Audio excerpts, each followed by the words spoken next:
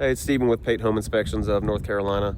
I'm here at a home in Durham. Just got up on the roof and just wanted to show you guys a couple of things that I found. I was kind of doing my standard process, walking around, checking the flashings, checking out the ridge cap, any valleys. Everything looked pretty decent until I kind of got down here towards the eave and just kind of looked up. Let's see if I can run through some of this stuff with you guys.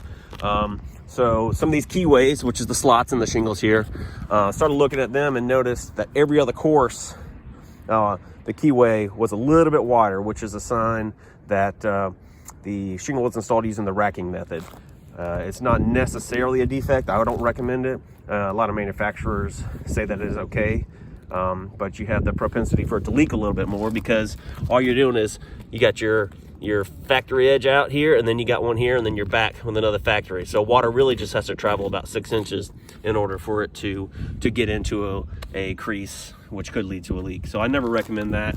In addition, you may have trouble if you have a warranty claim being able to collect on that, because when you're doing the racking method, you have to leave out the last nail on each course, and then you got to come back and nail them. And when you come back and nail them, you've got to lift up the shingle in order to come back and then re-nail. So it may curl this up a little bit, and then the company may say, well, you pulled this up, it's your fault that it's curled up, we're not going to replace it. And there's also, you can get some shadowing from the different dye colors of the bundles that you get. What I always recommended was grab probably 4 or 5 different bundles, take a shingle from each bundle. That way, if you have a different dye lot on one of those bundles, the shingle color, they blend. So every once in a while, you'll see those roofs where you just see a darker shingle kind of work its way up diagonally. That's because they didn't mix it up. Have 4 or 5 bundles around, take a shingle from each one. That way it all blends well. But so you have the propensity for it to leak. You got to come back and nail it, which they didn't do here. So that allows these shingles to lift up in high winds. So you should have a fastener here, and then come up here as well. So we're missing fasteners here. I've seen enough you can get water right in here.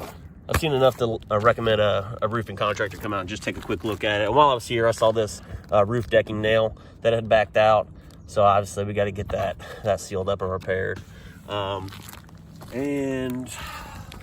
I can walk you over here to this rake edge and show you as well what I found.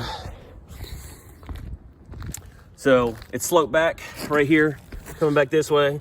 So it usually means the fascia is pushed up too high, or when they bend the aluminum, they bend it a little too long and it kicks that up.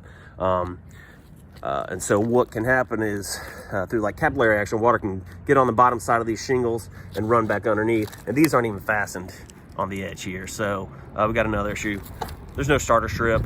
On older roofs, you may not find the starter strip.